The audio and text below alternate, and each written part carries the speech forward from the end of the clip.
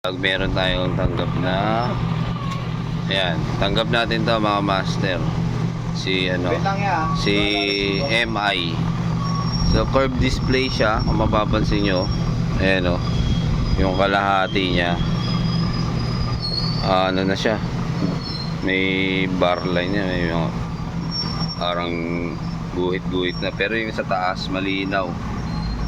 Ayan o, mapapansin nyo dyan mga master, yan may guhit. So ito tatry natin repair galing sa ating follower sa Facebook, Nemo Jajos Technique. Yan, dumayo pa dito sa shop sa Silangan, San Mateo, Rizal. So dapat malinaw yan, katulad nito yan.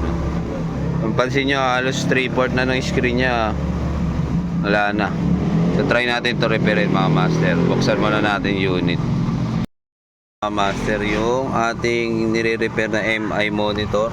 So mapansin nyo, ayan siya, top screen nya may bar lines. So ito, binuksan na natin siya. Ito yung mainboard, power supply, at yung kanyang T-con. So dito lang tayo magbabago sa T-con board, no? So ayan, check natin kung saan siya may tama. So first thing first, magang tayo ng mga ribbon. So inang natin yung right side.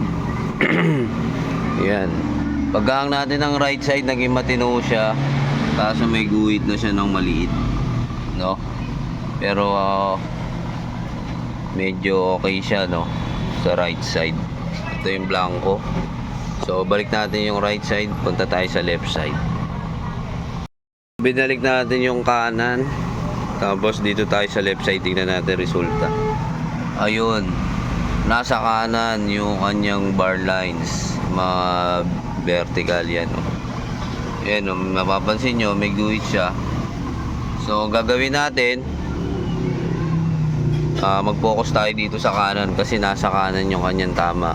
So yung guhit na solid lane na yan, hindi na natin matatanggal yan, kasi yan ang nagiging cause ng kanyang pagkakaroon ng maraming guhit. So kahit pa paano, kung sakaling magkaroon siya ng guhit, magagamit pa ni customer to. Alright, so hindi tayo magkakat dito mga master, or hindi tayo magte-tape method sa ganitong issue. So focus tayo dito sa mga level shifter nya, clock signal, then ito, dito tayo mag-focus sa right side. Alright, so papakita na lang natin na okay na siya. Titignan muna natin kung pag disable natin ang clock, maging okay na tong mga to. Pero yung guhit na solid, hindi na natin matatanggal yun, kasi yun yung may epekto sa kanyang panel, no? So try natin i-bypass. So ito na mga master, ang ginawa natin, nag-bypass tayo dito sa kanan. So yun ang mga pinagtatanggal natin dyan. So dito tayo, tinry natin tinape, kaso hindi siya umubra, no? So hindi mauumubra yung tape, kaya nag-bypass na tayo diretso para tignan natin resulta. So saksak natin to, HDMI tayo, MI. Tignan natin kung nagkaroon pa siya ng mga guhit. So yun, alright. So ito na yung sinasabi ko sa inyo, yung may guhit siya na solid lane, hindi na natin matatanggal yan, kasi yan yung naging cause ng kanyang pagkasira ng panel, kaya dumami yung guhit. Pero sa ngayon medyo okay na rin siya, magagamit na rin to ni customer. Ayan, okay, goods na yan mga master, no? So tetestingin na lang natin siya. Mapapansin nyo siya, no? Yun, malinis na yan, wala na siyang guhit, hindi katawad kanina puro guhit siya. So ito na lang yung natira, solid lane, hindi na natin matatanggal yan.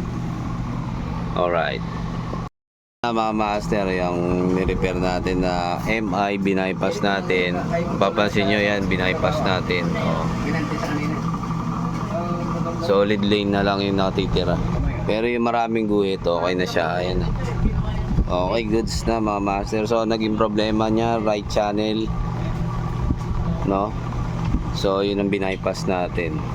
Disable tayo ng clock signals, saka level shifter. Yan mga binaypass natin. Shoutout pala sa mga nag-retrieve ng aking YouTube channel. Yan, maraming salamat sa pag-retrieve nyo, worth it naman.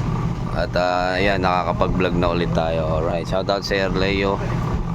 Ayan, sa lahat ng mga subscriber natin, followers, maraming salamat. Alright. Hanggang sa muli mga master. Peace out.